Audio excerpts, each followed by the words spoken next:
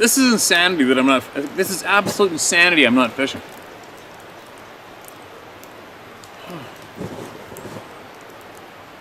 But I can already tell you from swimming here in the summertime, the best runs are on the far side of this run right here. There's a bunch of dead trees in the bottom middle right there. Otherwise, I would be casting from right here. And then the river's so high just around the bend where I videotaped all those bears and the boulders and the shoreline. Well, that's all ripping right now. And a little too risky to try to wade out into that current. So I gotta blow up a inflatable I want to bring down here so I can get across the river. Then I can hike up that side of the bank and fish this place properly. So if any of you anglers are wondering why I'm not just taking a couple casts, that's why. I can't even cast my camera from here. I could, but it's not that easy. The best, obviously, it's every time. The best is on the other side of the river, right? Every time. I don't get it. But anyway, let's see. We got more voices to be heard. What do we got? By the time you guys are listening to this, I'm probably loading hay into my horse trailer. Alright. This is titled Camp Lejeune. Marked as red. I think what happens with a lot of these duplicates is when people send in their emails to me, and then they send them into the other email address, and then they send them in again a month later, and then I'm always in a rush, and I see one in the email, I see it's an experience, and I copy and paste it, put it in the notes, and then all of a sudden, boom, they get in there twice. That sucks. Titled Camp Lejeune.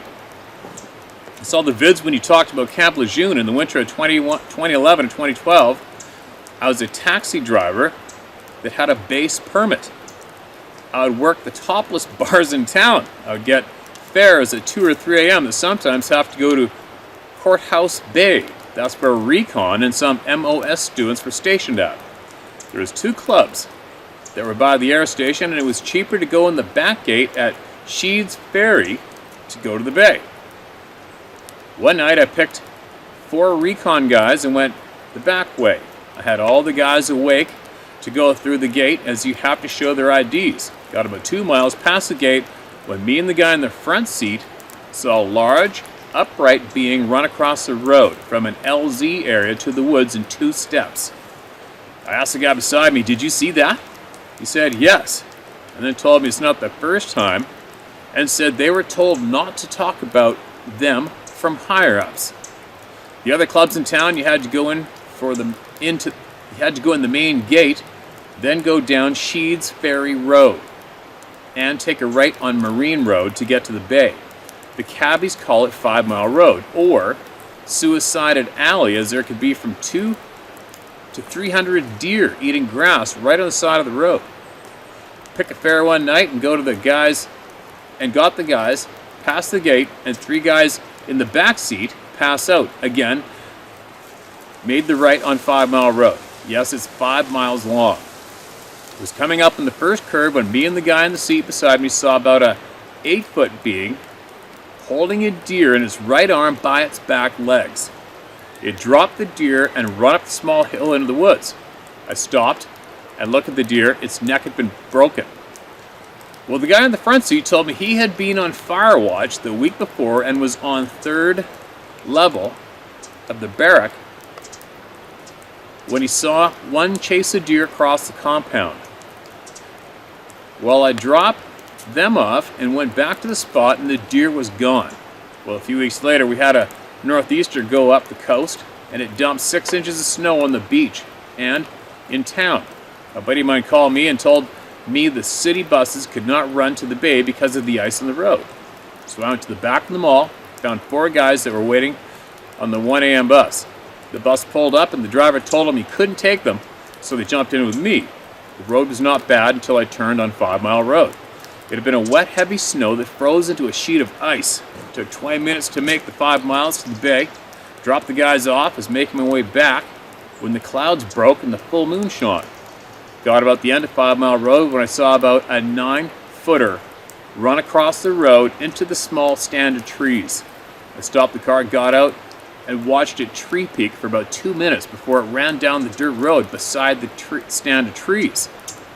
A few weeks later, I stopped cab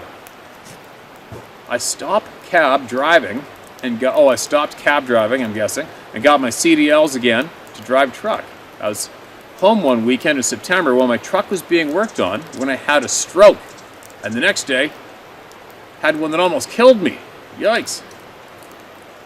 In May, my buddy talked me into driving cab again after I passed a driver test to prove I could drive again, since the state pulled my CDLs after the strokes.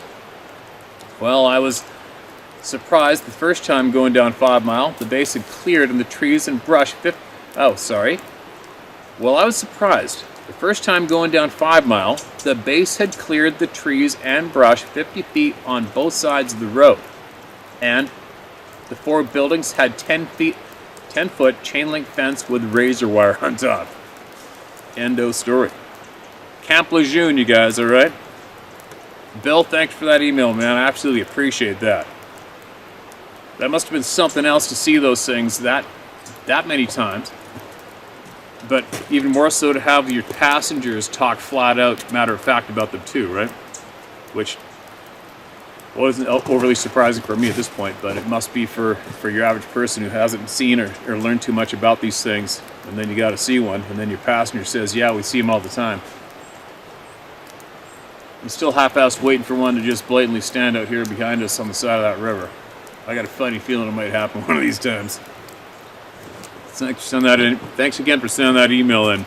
We appreciate it. Okay, here we go. Mark this one as read. Here's a different title. Human Baby Observation on Sabbath. Hi Steve, first thank you for the contribution to humanity. It is a giant part of my life moving forward in our current times. Share it all if you wish. This email is a possible puzzle piece to whomever may feel is relevant. I'll keep it short. My 8-month baby is half Canadian. I'm a New Zealander and returned to New Zealand during COVID, pregnant. I feel the Pacific Northwest of BC is more home to me than my birth country. It is sad to go.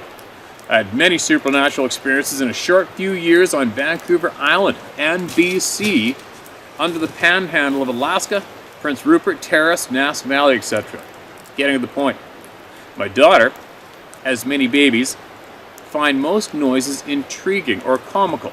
Growls, hisses, angry animal calls are hilarious to her, especially if I am vocalizing them myself to her. Yet, when she hears me whoop from low ending high, it freaks her out. She's with me 24/7, being too young to be anywhere else, and I can say this is the only sound she is nervous about. If I touch her arm while whooping, she jumps. I can see the fear in her eyes and panic all over her face and body. She freezes. She is freaked the hell out, eyes wide, just total fear. Nothing makes her react this way except this whoop call. I hate to see her cry. When she cries from this, it's like she's even too fearful to cry. So there are more whimpers and broken vocal attempts. What the hell? It totally breaks my heart. She loves dogs, all animals, including ostrich and cows. She is quite exposed to animals. Very social, smiles and sings out to everyone in the street. Not a scaredy cat type of kid. I've given her siren noises, just the top notes, the ending of whoops. No negative reaction. The low beginning of a whoop. She enjoys it and smiles and rocks as if it's a tune. No negative reaction. Without coming off like I abused my kid, purposely testing her reaction, I've done it a few times after I noticed her freak out to a whoop on a video I was watching. Won't be doing any more of it. I do not enjoy making my baby panic. My uneducated opinion. Her DNA knows. Or her memory, being so young, still tied to the side, having freshly come through. I can only speculate on these. I don't know if that helps someone or if others find this. She is 8 months old, but this observation speaks volumes to me when I see this baby who in her life with me has not experienced firsthand a Sabbath call. Is it in hers and all of our DNA like an imprint memory to fear this sound, like cats with cucumbers, even if that particular cat lives nowhere near any snakes? I self-study neuroscience, psychology, and all those lovely relevant topics such as our pandemic, cryptids, ancient architecture, and the supernatural. The concepts of all these topics are showing more and more links to one another. Very excited to see how it all ends. Or maybe begins is a better way of putting it. A new age for many that will survive this. By the way, NZ has its own version of Sabbath, less experiences here. We have a few magical things going on, but nothing like BC. A slightly political thank you rant below. Thanks for listening to me. I don't think anyone would take me seriously if I spoke up, which is why I stick to myself. The Southern Hemisphere has gone bonkers, by the way. You're lucky to be in BC. Here in New Zealand, there is nowhere to hide. I fear eventually we will be weeded out and put through the system. New Zealand is and always has been a controlled lab for population experiments, especially those of technology. I made a mistake flying here thinking it was a safe place to give birth. I flew straight into the devil's playground. They are successfully testing communism here. Most of the country is happily obliging, not much resistance. And even if there was, they de-armed the whole country just a few years ago. All part of the grand scheme. Keep your eyes on New Zealand if you want to see the Western world's future. I have no doubt we'll be the first to fry. Enjoying what time I have left with my daughter, Sylvia, New Zealand. Sylvia, thanks for that. I got a lot of Kiwi friends, obviously. If you're in BC, being a Kiwi yourself, you guaranteed you went up to Whistler quite a bit. There's a lot of Kiwis in Whistler and Aussies, to tell you what. And there's a lot of Verrier type people that I know in New Zealand, and I can assure you they're not the type to comply. I think everywhere the shit show is flying, there's a lot of people, brave people out there who just wait. They're sitting back, observing and waiting and talking amongst themselves. But backing up on what you just emailed, so you guys understand, a handful of years ago I caught something online by accident on YouTube. And it might have been YouTube, I don't know, it was somewhere. And it was a documentary on psychology. And they were more speaking directly about the proof available to show that what the mother has experienced in her lifetime is passed through to her offspring. They proved it. And I find this very, very interesting myself. I'd like to look into a lot of it if I could, a lot more of it when I get time. But what I found interesting was, for me, when I teach people how to hunt and be more successful in learning about game and habits in their minds and how they react and remember and what they do to survive, what they did to prove that experiences are passed down through the generations through the womb. They used the red stags of Germany as an example. And the example was, when the Great Wall was up between, the free and the not so free, it's concrete wall where there's more population. Then once it went rural, there was a high electric smoking hot fence going all the way through the forest as that extension of the Great Wall, right? And when the Great Wall came down, I think that was during the Reagan, wasn't it during the Reagan administration is when that went down? But anyway, the electric fence in the forest came down, but I think they said it was 5 or 6 generations of red deer passed. The deer still stayed away from where that hot fence used to be. Go figure, right? So the deer that were alive when that fence was up and hot, they'd all passed away, a handful of generations ago. And but they still knew. They still knew how to, and that they should possibly avoid that area. Interesting, isn't it? And then they went on, and that was I remember the part that triggered in my mind, because I was very interested in how the deer, how the game animals reacted. So, which made a lot more sense later on in heavily hunted areas and how deer react and live and on and on. But anyway, getting back to the human thing and what you discovered, I've been thinking this all along. One thing for sure is I believe our true natural skills that we used to have been intentionally eradicated almost from us. I shouldn't say eradicated, but suppressed. And I wouldn't suggest scaring the shit out of your baby anymore, the whoops, right? But that is very interesting. I haven't heard anybody email in that yet about having the whooping sound triggering natural terror in a brand new human baby. And I'll guarantee you somebody out there is going to go try it right now, right? After hearing you mention it here today. It's very interesting. And keep your head up down there. Enjoy life. I have always firmly believed that good wins over evil. Always. Just sadly, a lot of people will pass on before they get to experience that the winning part. I got a story I'm going to share with you guys one day. I don't share much personal shit about me. I've been threatening to a few times so you can understand me and understand why I stand the way I do and why I want to fight the way I do. And you will understand me a lot more when I share to you what's happened to me in my lifetime. And I was put in a situation at one time where everything was against me. Everything. I was possibly going to go to prison. They wanted me to go put these people who didn't know who I am and didn't know what really happened, wanted to put me in a cage. And everything was up against me and there was no way out. And but in my mind, in my heart and soul, I knew that it was a classic case of good against evil and good's going to win. I'm going to be fine. And that's luckily how it went. But I was 100% in my mind and soul. I knew I was going to win. I knew it was just good against evil in the end, no matter how bad the odds were stacked up. So why I'm telling you that today is, Sylvia, is to keep your head up. Good wins over evil. It does. And it will. Anyway, I'm talking to everybody crazy.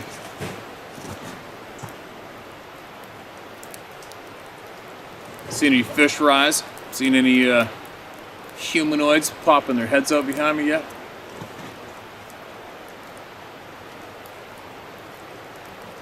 I'm almost froze, but not quite.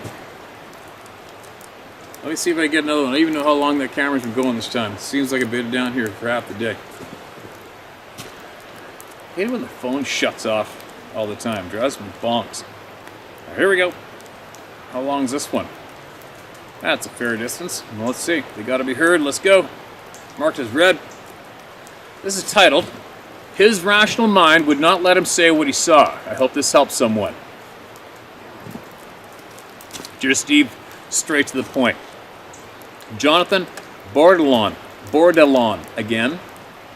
So I'm in Colorado probably 6 years ago guiding elk hunters. As usual, walking up to feed horses early, letting them eat, and then saddling up horses and sawbucks on horses to carry gear. Like always, I would take them a couple miles out of camp and then drop them off anywhere from a half a mile to a mile apart. Then I would sit and wait about a half a mile from them. You know, waiting on that gunshot. Being that the terrain can be pretty rough and some places can be flat out dangerous. I usually leave with the hunters right before daylight to get them out there and try to get them back to where we'll be pulling into camp right at dark. Anyway, this particular week I had 6 to 8 hunters in camp. All of them are related, 3 generations, grandfathers, father, and grandsons. They all appeared to be pilots, every one of them for Southwest Airlines, which I thought was pretty cool. I tell you all that to tell you this. The last hunter I dropped off was one of the older sons of the grandfather. It's getting time for me to come back and pick up my hunters and head back to camp, which I did to no prevail.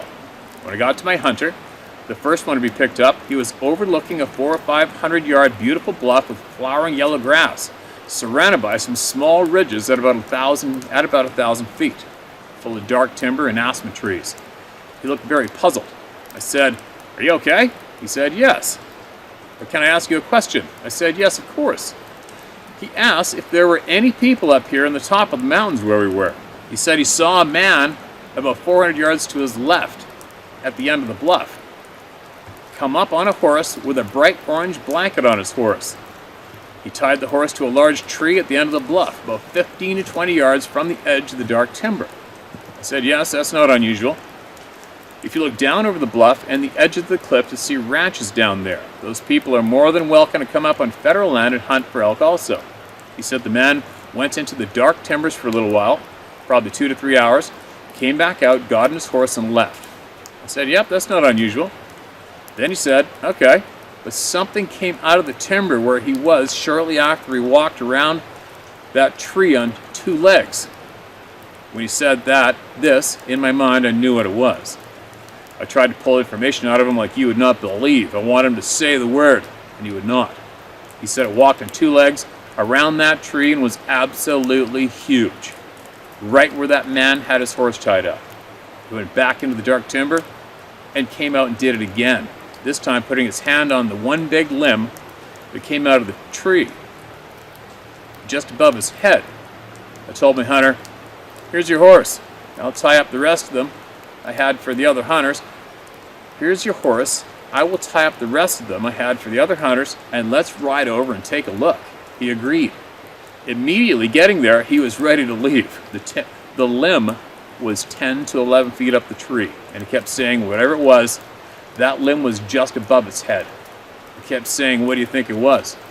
I think he knew, but since he had never been taught with his highly intelligent mind that these things exist, his subconscious refused to believe it. I looked for tracks but could not see anything in the hard-pressed ground, nor did I find any claw marks on the limb. He was very uncomfortable, so we started to head back and pick up the rest of his family. My hunters, he asked me to please not say anything to his family and made me promise. He was there for a week. His encounter was on his second day there. The rest of the week, he found a reason to sit with one of his family members. He refused to be out there by himself. I tried to get him to say Bigfoot, Sasquatch, hairy man, but he would not say anything of the sort. He refused to believe what he had saw. P.S. You gave me your address right before you moved. I wanted to send you something. Apparently, you have never received. It may be sitting at your old post office. If you don't get it soon, let me know, please, and I will send you another one. Thanks again, brother, for what you do. It's helping people. And you know a bunch of us have your 6. Send me your new address if need be so I can send you another package. God bless Jonathan Bordelin, fellow guide. Oh shit. It doesn't sound, I don't think I received, I don't remember receiving anything, Jonathan. I'm going to have to type in your name in the inbox of my email and search you out, and I will get my email address to you, all right, man? And thanks for that. It's very generous and kind. It's funny, side note, guide to guide. Here in BC, it's kind of weird. It's weird for me, not weird. It's just not normal for me to hear of a guide dropping a hunter off and one guy taking that many hunters out and dropping them off along the way, leaving by themselves. Because here, just for your knowledge, what we have to do in British Columbia, I mean, I can guide. I don't think there's a number cap on how many people I can take for the day. I mean, lots of outfitters up here commonly sell 2-on-1 hunts with 2 hunters and 1 guide, and I've never had 3.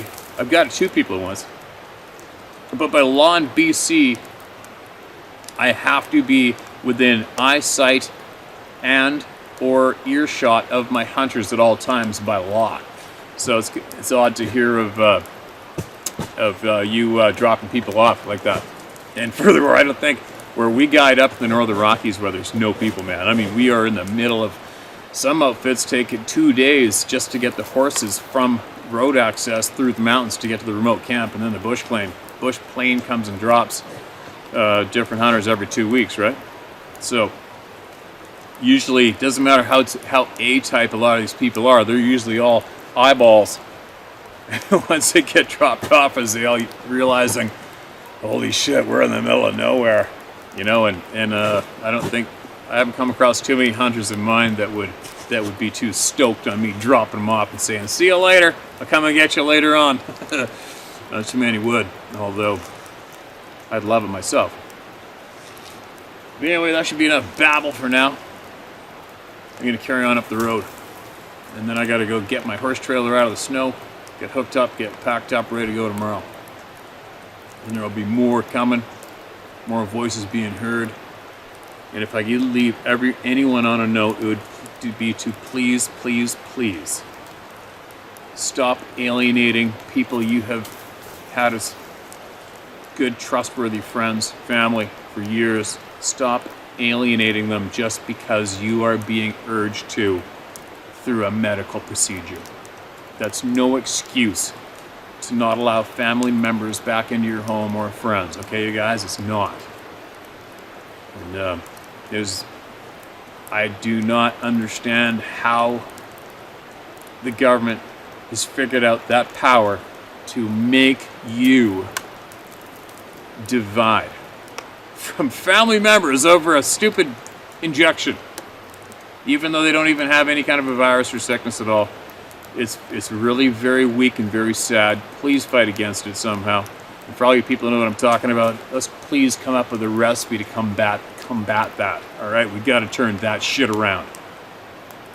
I haven't heard of one medical voice anywhere who's addressing the public, one government voice anywhere addressing the public to urge all of us to stop alienating each other. They haven't. Have you noticed that? They're not urging us to not chop off people from our existence and separate and segregate because of a stupid needle. All right? Let's try to figure out how to combat that and turn it around. All right? It's very, very, very important. Okay. I'll shut my mouth on that note. Talk to you guys later. Please, please, please share knowledge with each other and as many people as you can, no matter what their stance is on the topic. They're sharing the knowledge. Okay? It's important. And it's important that everybody understands that we need to listen. Even though we may not agree, it is important that we listen to each other and then take from it what you will or leave it. All right? It's very, very important. Be back again with more.